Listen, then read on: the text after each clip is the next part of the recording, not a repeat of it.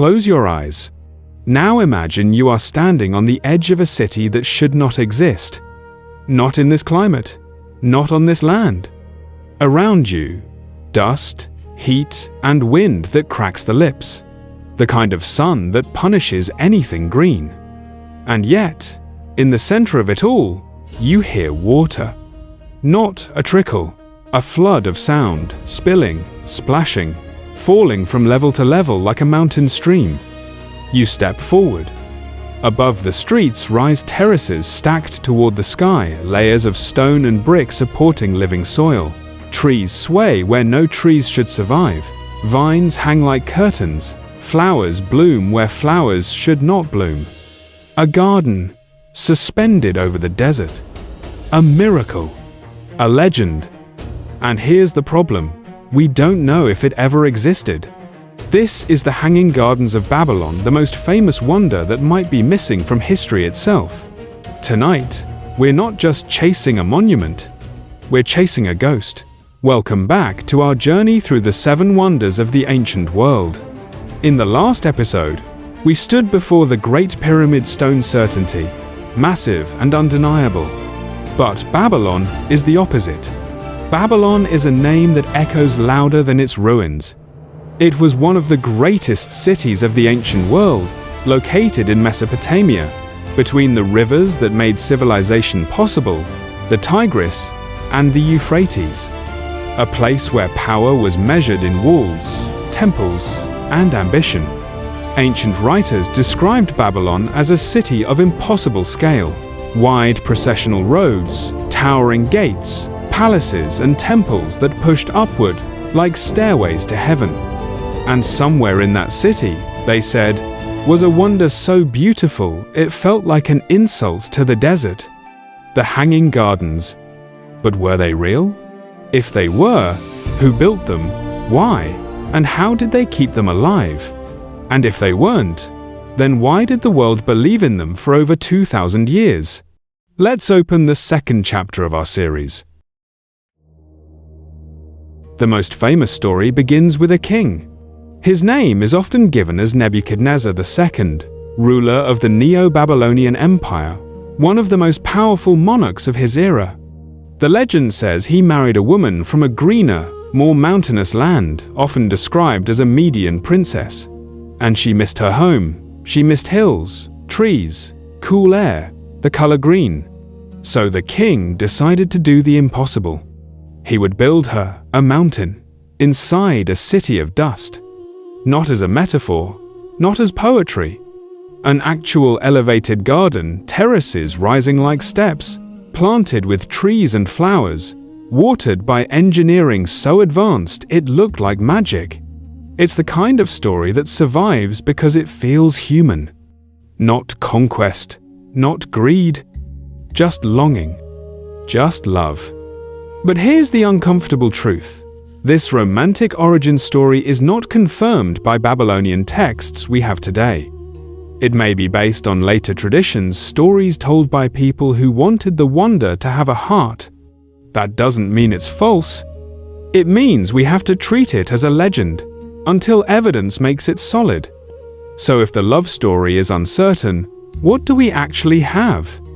We have descriptions written by ancient authors centuries after Babylon's peak, who claim the gardens existed and attempt to explain how they worked. And those descriptions are vivid enough to haunt the imagination. Greek and Roman era writers described a structure that was not simply a garden on a roof. They described tiered terraces supported by stone columns or vaulted foundations like a man-made hillside. They described deep layers of earth to allow even trees to root. They described shade, pathways, and dense vegetation.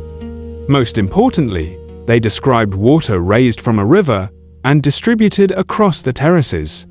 This is where the gardens become more than a pretty story. Because to keep a large, elevated garden alive in a hot climate, you need a continuous water supply, a way to lift it upward, drainage systems so the soil doesn't rot the structure, waterproofing so the building doesn't collapse, and constant maintenance. In other words, a living machine. A wonder that wasn't just built once. A wonder that had to be operated every day. So, how could they lift water high enough to feed an elevated garden? Ancient writers mention mechanisms sometimes described vaguely as chains, screws, or continuous lifting devices. Modern engineers look at this and say, it's possible. Not easy. Not cheap, but possible. A chain pump or similar system powered by human labor could lift water step by step, and if Babylon's rulers had wealth and manpower, it could be sustained. The concept isn't fantasy. The scale is what makes it terrifying, because if this existed, it wasn't a flowerbed. It was a statement of dominance over nature. A city declaring, even the desert will obey us. Now we hit the mystery. Babylon is a real place. Its remains have been excavated for generations. We have evidence of palaces, walls, gates, roads, massive structures. So why don't we have clear, universally accepted archaeological proof of the Hanging Gardens? There are a few hard realities. Time destroys. Mud brick, common in Mesopotamian architecture, doesn't survive like stone. Rain, flooding, and reuse can erase structures until they become indistinguishable from the earth. Cities get recycled. Later generations often dismantled old buildings to reuse materials. A wonder can be disassembled into ordinary bricks. Records vanish. Not all archives survive. Fires, wars, decay, history is selective. The wonder may be mislocated. And this one changes everything. Because some scholars argue the Hanging Gardens might not have been in Babylon at all. They may have been in another city, another empire, under another king. And if that's true, then we've been searching in the wrong place for centuries. Here's the twist that makes the Hanging Gardens the most fascinating wonder of all. There is a serious argument that the famous Hanging Gardens of Babylon might actually have been built in Nineveh, the Assyrian capital, by a king known for grand engineering projects. In this theory, later writers may have attributed the gardens to Babylon, because Babylon was the more famous name, the more powerful symbol, the city that became myth. Meanwhile, Assyrian records and reliefs show detailed depictions of gardens, trees, waterworks, and canals, royal landscapes designed as controlled nature, staged beauty, power carved into greenery. If you combine that with large-scale irrigation projects known from the region, suddenly the Hanging Gardens don't look like an impossible fairy tale. They look like the peak of ancient hydraulic ambition. But, and this matters, this remains debated. History isn't always a courtroom with one final verdict. Sometimes it's a foggy battlefield of interpretations. And the Hanging Gardens live in that fog. Which leads to the most important question. If we can't prove the gardens with certainty, why do they matter? Because even as a disputed wonder, they reveal something terrifyingly real about ancient civilization. These empires didn't just build buildings, they engineered ecosystems. They didn't just conquer cities, they tried to conquer the environment itself. Let's treat it as an engineering problem. If you wanted to build the Hanging Gardens, whether in Babylon, Nineveh, or anywhere in that world, what would you need? A structure strong enough to carry soil and trees. Why? Soil is heavy, wet soil is heavier. Trees add weight and stress. The foundation must be immense, likely stone or specially reinforced brickwork. 2 waterproof layers. Without waterproofing, water would seep into the structure and destroy it from within. Ancient builders used bitumen and other sealing materials in the region. The idea isn't modern. The precision is what would impress. 3 irrigation channels and controlled drainage. A garden on terraces needs more than water. It needs smart water distributed evenly, drained properly, and recirculated if possible. A lifting mechanism. This is the beating heart of the legend. To raise water continuously, You need a system that can run all day. Chain pumps, bucket systems, screw-like mechanisms, many variants could work. The exact method is unknown, but the principle is solid. Human power turned into vertical flow. And that's what makes this wonder different from the pyramid. The pyramid is a monument to permanence. The gardens, if they existed, were a monument to maintenance. A wonder that stayed alive only because people fed it.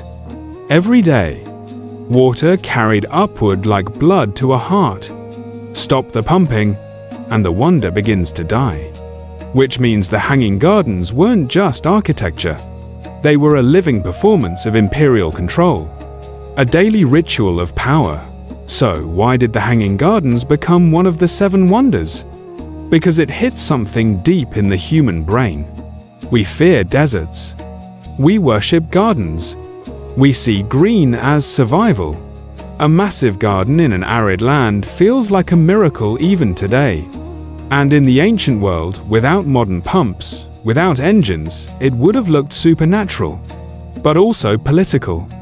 A king who can make trees grow where trees shouldn't grow is sending a message. I control water.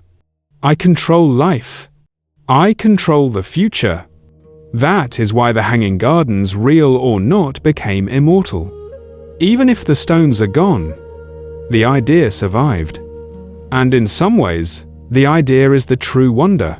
Here's what I want you to take from this episode.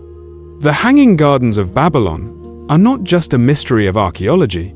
They are a lesson in humility, because they remind us that history is not always a clean photograph. Sometimes it's a rumor that refuses to die. Sometimes it's a truth hidden under centuries of sand, flood, and rebuilding. And sometimes the greatest wonders are not the ones we can point to, but the ones that force us to ask better questions. So let me ask you, do you believe the Hanging Gardens were real, built in Babylon, as the old legend says? Or do you think the truth is more complicated, that the wonder was misattributed, moved by memory, from one empire to another? Write your theory in the comments. I read them, and I will pin the most convincing arguments.